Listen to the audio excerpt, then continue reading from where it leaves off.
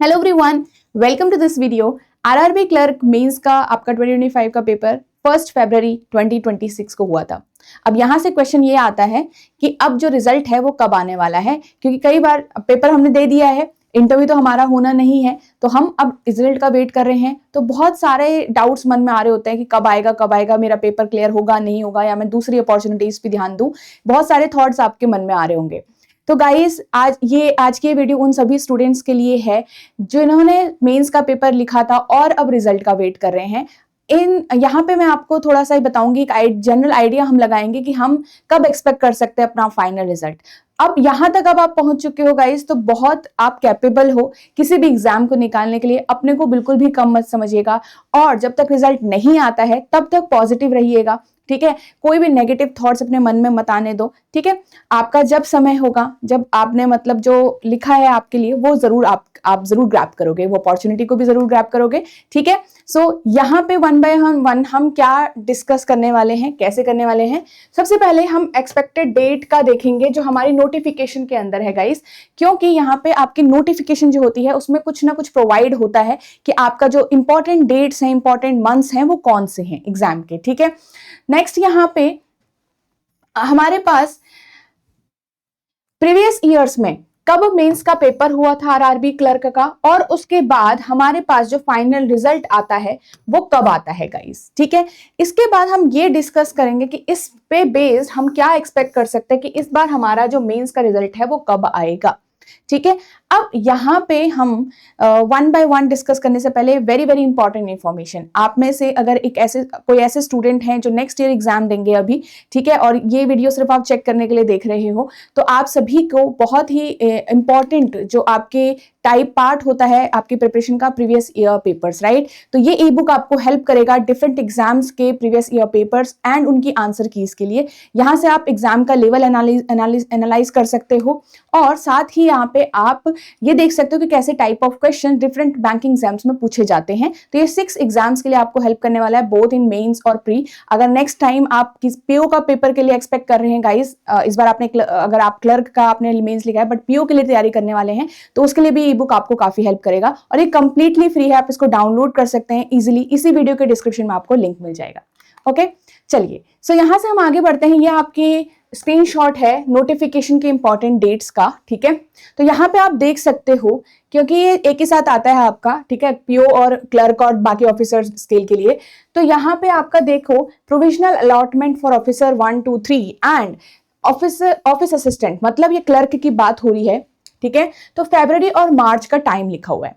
अब यहाँ पे बात है कि इस बार वैसे ही आपका एग्जाम डिले हुआ था पिछले सालों के हिसाब से। पहले एग्जाम जल्दी आने वाला था, बट उसके बाद कुछ डिले हुआ, तो उसके हिसाब से जो आपका रिजल्ट भी है वो भी थोड़ा डिले हो गया, ठीक है। वैसे आपका क्या होता था, उसी ईयर में आ जाता था, बट यहाँ पे फेब तक आपका पूरा मेंस खिंच गया, राइट।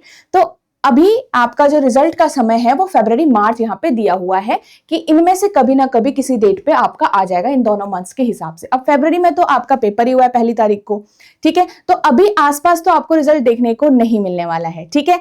यहाँ पे आपके पास क्या है कि देखो, प्रीवियस ईयर्स की अगर हम बात करें, देखो 2022 में जब हमारा मेंस का एग्जाम हुआ था, मैंने मेंस के एग्जाम का दिखाया आपको सिर्फ। तो अगर जब हमारा मेंस का एग्जाम हुआ था, तो हमारा 1 जनवरी को 23 में, मतलब नेक्स्ट ईयर 1 जनवरी को हमारा रिजल्ट आ गया।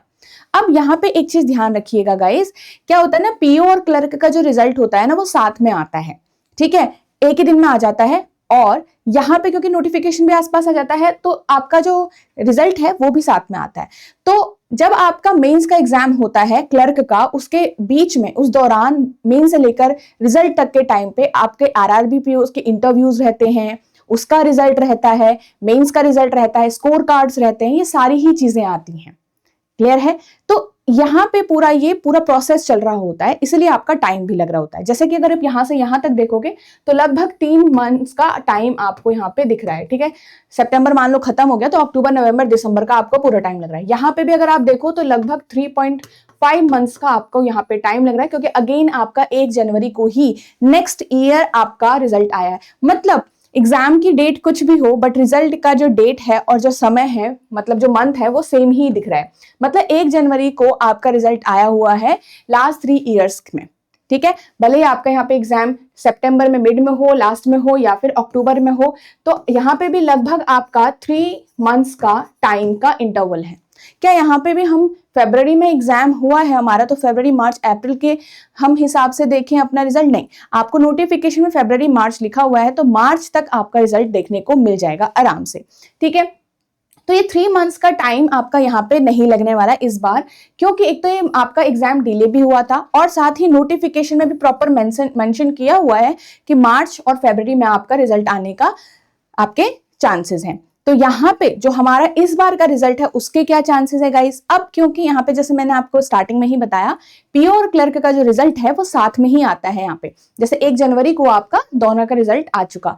अब यहाँ पे क्या होने वाला होता है कि इस टाइम पे आपके अभी कुछ टाइम पहले आपके पीओ के इंटरव्यूज हुए हैं, राइट?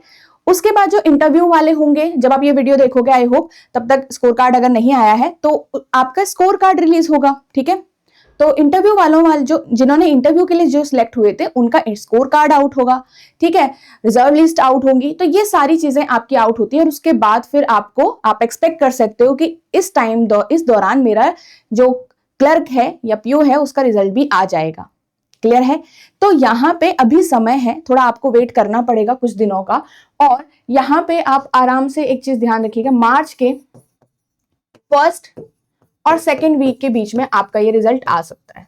ठीक है, हाईली चांसेस हैं, देखो आने को तो 1 मार्च को भी आ सकता है, बट हाईली चांसेस है 1st to 2nd वीक तक आप वेट करिए। ठीक है, इस तरीके से थोड़ा अपने माइंड को तैयार रखिए कि चलो यहाँ पे तक एग्जाम आ रहा है, तो शायद आपको थोड़ा एंजाइटी कम हो जाएगी। ठीक है, तो देखिए अब आपने तो सब कुछ कर लिया, आप लोगों ने मेंस लिख लिया, आपने जितनी तैयारी करी थी, हार्डवर्क किया था, वो आप सब डाल चुके हो, इंटरव्यू वाले इंटरव्यू दे चुके हैं, अब सब कुछ जो है वो रिजल्ट पे ही है। तो आप थोड़ा सा पॉजिटिव माइंड होके गुड फीलिंग्स के साथ रिजल्ट का ही वेट करिए। अगर ये जो समय है आपका लिखा हुआ है कि इसमें आपका होगा ही होगा, तो आप जरूर ग्रैब करोगे यहाँ पे।